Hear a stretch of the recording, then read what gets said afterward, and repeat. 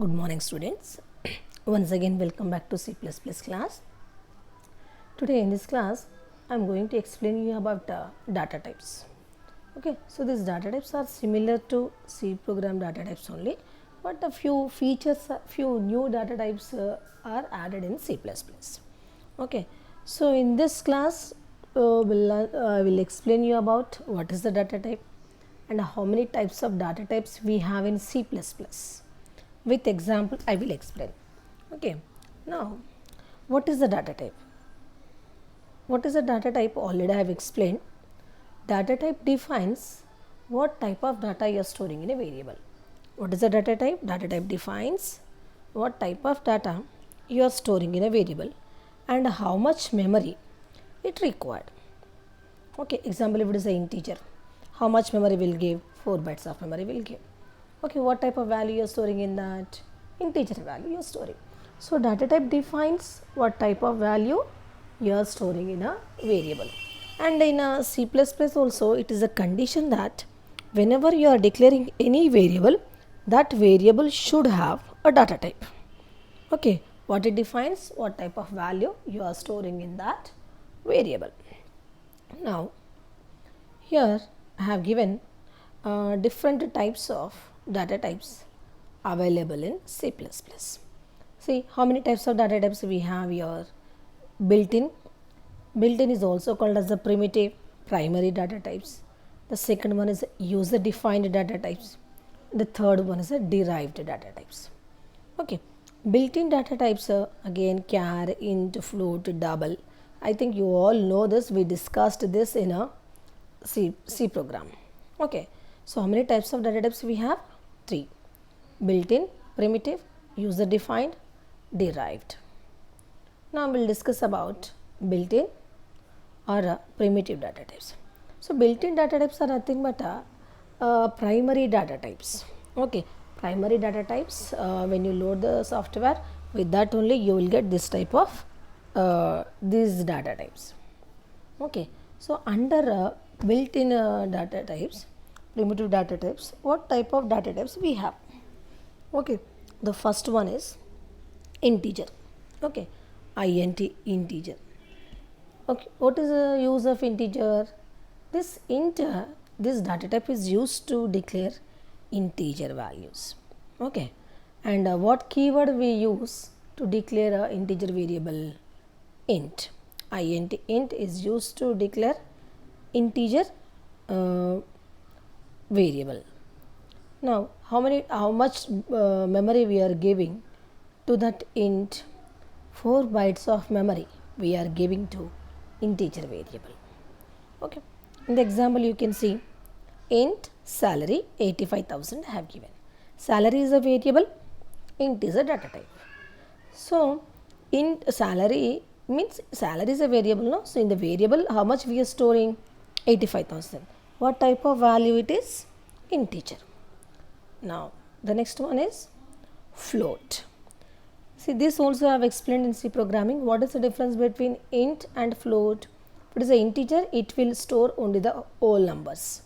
Whereas if it is a float, it will store the numbers with the decimal places, floating point. Okay, so here float and double both are used to store floating points. See, both are used to store floating point numbers only. The difference is that the decimal places they are holding. Example, if it is a float, there are only 6 decimal, and if it is a double, it is a double of that decimal places. It's nearly 12 decimal places. Okay, so depends on the digits after the decimal point. Based on that, we have a difference between float and double. Okay, so here float is used to store the numbers with the floating point.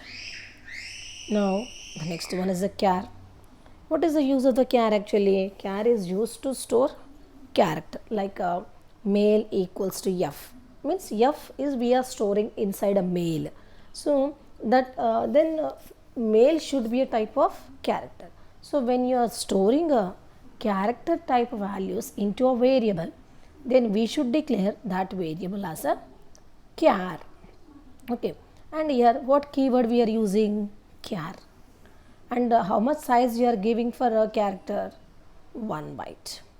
Okay, and in C++, characters should be enclosed by a single quotes. If it is an int and float, we won't enclose that value with any special symbols, but if it is a character, then that should be enclosed by a single quotes. Now here one more new data type is introduced in C++, that is a wchar_t underscore t. Actually what it is it is similar to character data type only. But if you have declared any variable as a character data type, how much memory you will give? Only 1 byte of memory will give. But if you want to if you want more memory, then this character data type is not suitable. In that case, what do is, example, for a variable you needed 2 bytes of memory. So this character data type is not suitable, no? So that variable is declared as a wchar_t. So using a wchar_t, we will give a more memory to represent a single character, like a 2, 3, 4. Okay, so it is similar to character only, but we are giving a more memory if that variable is declared as wchar_t. That is the difference. Now the next one is boolean. Bool. What is the data type? Actually, what it is? It is called as, actually, here in this, if you have declared any variable as a boolean, then in that variable you should store only 2 values, either true or false. Okay, means boolean means what? Actually 2. In some cases you are expecting only maximum 2 results, 2 values, then in that case we'll use a data type as a boolean, means either true or false. Example, power failure is there, true or false. Only 2 values are there. In that case, you can declare that power failure variable as a boolean variable. That is one. The next one is a void. Already I have explained void in C program. What is the use of the void? Actually, void is a data type only, but it won't store any value. This void data type is used with the function when a function is not returning any value, and it is that function is designed for any specific purpose. In that cases, we'll use a void data type. Now here with the basic data types, I have given example program. Means I want to find out size of a different data types. You can see here IOStream is a library file. Namespace std I have given. As already said, actually it is a namespace. Like std, we have a number of library files in a C++. So in order to overcome from the means in order to decrease the confusion of the compiler, from which header file you are using this cout and all functions, here we are using a namespace. So here what program I have given? Cout. Cout is the output statement in C++. Like in C programming you have a printf statement, no? Similarly in C++, cout is the output statement. And here what we are printing? Size of a char. Size of is an operator. So using this operator we are finding size of a particular data type. So in the bracket what I have given? Char I have given. Means we are finding the size of a character. Okay. In the second line, size of int. Third line, size of short int, size of long int, size of sign. So here I have written program to print the sizes of different data types. So in order to find the size of different data types, here what we are using? Size of we are using. Okay. Now if you want to declare, you can declare a variable int a equals to 10, b equals to 10.5, c equals to, like that, with the different data types. You can write a program. Now the second category is user defined data types. Okay, user defined data types. See, primitive data types and primary data types are the data types which you will get from a software. And here we have some data types. That data types are created by the user only. Okay. Now here 4 data types we have which are created by the user. That is, first one is a structure, second one is a union, third one is a enumeration, fourth one is a class. Okay, structure is already I have explained. What is the use of the structure? Structure actually, it is a type of a data type where we'll store multiple values of different data type. Actually, it is a user defined thing, it is a construct which will store members of different data type. Like if you want to store a student record, what you will store? Student name, student roll number, student marks, student phone number. So one data type is not suitable. It is actually it is a one record. So when you want to store record type information, then you can use the structure. Okay, so structure starts with struct keyword and the name of the structure.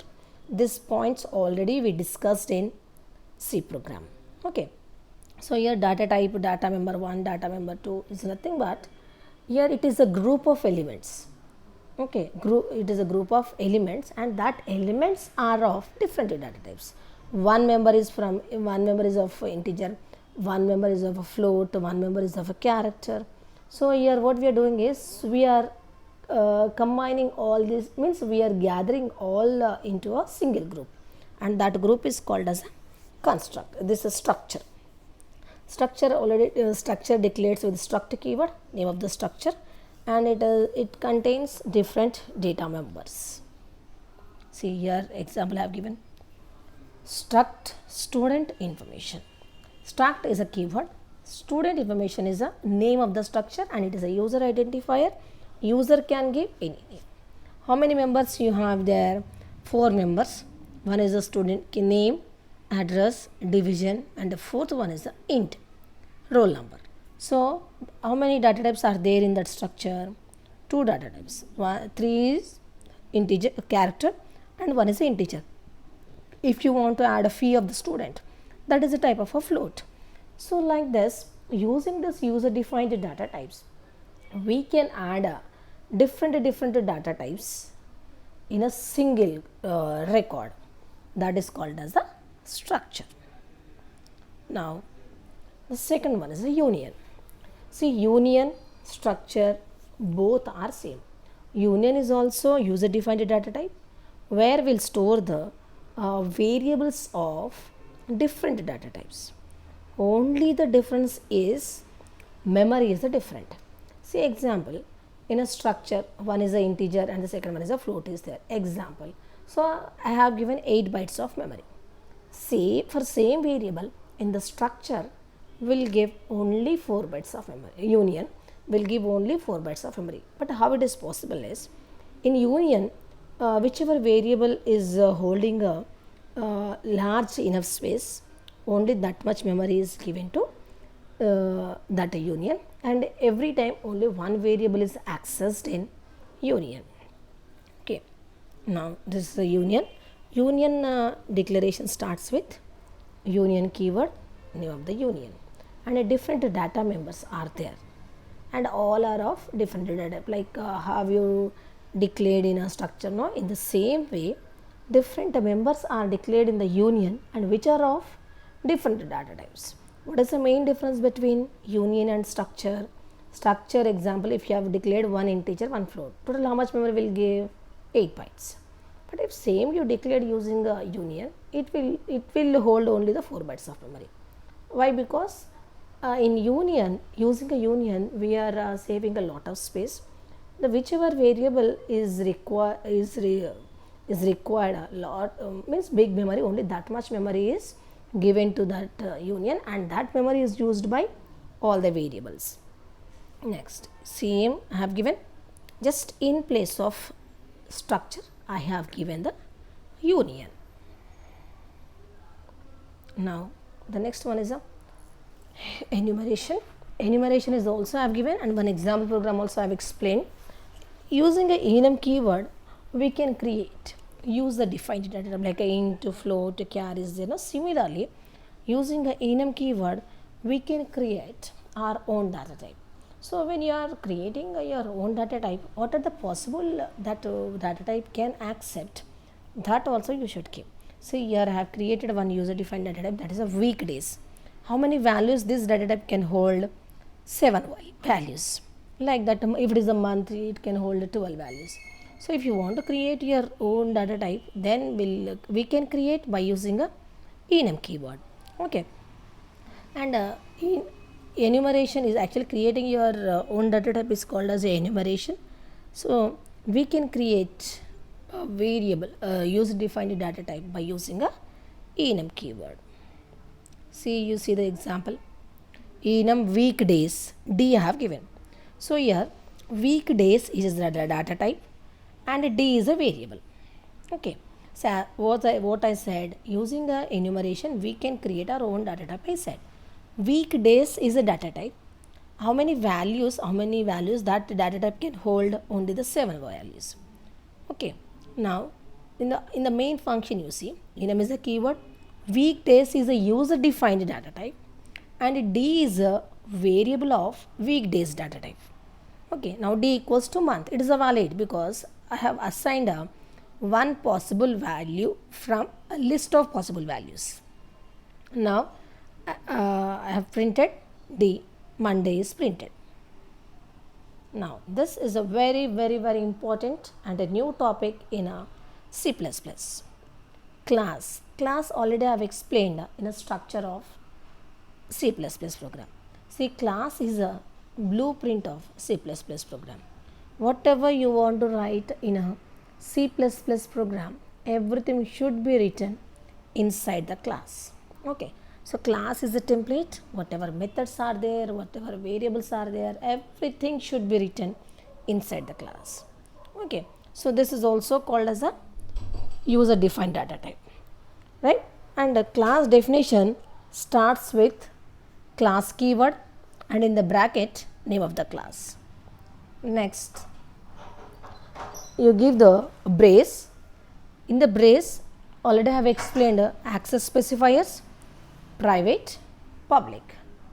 Private means whatever variable you don't want to share with the different classes, that variable should be declared as a private. And whatever members you don't want to share with other classes, that can be declared as a private. So whatever variable you want to share with the other classes, that variable can be declared as a public. And whatever methods you want to share with your child element, that can be declared as a public. Okay, so this is a data type of user defined data type. Next, derived data types. The last data type is a derived data types. The data types that are derived from the primitive means the data types which are created from a primitive data types, from the basic data types, that are called as a derived data types. Okay, so here we have three derived data types: functions, arrays, pointers. These three concepts are very similar to C programming. Okay, functions already I have explained, arrays already I have explained, pointers already I have explained. Same thing you will write in C++ also. Okay, now we will discuss about a function. Function is a actually block of code which is written to perform a specific task. Okay, and a function definition starts with function keyword, name of the function, and in the bracket will give a list of parameters. Okay, next here in C++ you can see I have given example: include iostream is a library file. Next, namespace is a class. Next, one namespace, one library name I have given. Next, int max. Int is a return type of the function. What is the name of the function here? Max. How many parameters that function is holding? 2. One is the x and the second one is the y. And for what purpose I have written the function? I am checking just x is greater than y or not. If it is x is greater than y, x is printed, else y is printed. Now in the main function you see, again I have given two variables, and means from the main function I am calling a user defined function. See here, max a comma b. What is a value? 10, b value 20, and I am printing a m. What is the m actually? Which is the biggest? That is stored inside the m, and I am printing that m. Now see the next one, array. What is an array? Array is a collection of elements. Array is a collection of elements which are holding multiple elements of same data type. Okay, what is an array? Array is a collection of different elements, and every element is a type of integer. Integer, float, char, means you can create a array of any data type. Okay, so instead of storing a single value in a variable, if it is an array, we'll store the multiple values. But condition is that all the values should be of same data type. If it is a structure, we'll store the values of different data type. But if it is an array, all the elements should be of same data type. Here in the program you can see I have created one array. What is the name of the array? ARR. How many elements it is holding? 4. Okay, and that 4 values I am taking from a user and I am printing on the screen. Now the next one is the pointers. So pointers are also I have explained. Pointer is a variable only, but what type of value? What value these pointers are holding? Pointers are holding address of another variable. Generally, what variables will hold? Some values. But if it is a pointer variable, what it will hold? It will hold the address of another variable, right? So always pointer variable is declared with asterisk operator. Okay, you can see asterisk, and I have used one more operator. And what is the ampersand here? Actually it gives the address of another variable. So here this ampersand val what it means? We are storing address of val into p. Okay, what is the p actually here? P is a pointer variable. Okay, so this is about different data types in C++. Okay, now practical part of this I will explain you in the next class.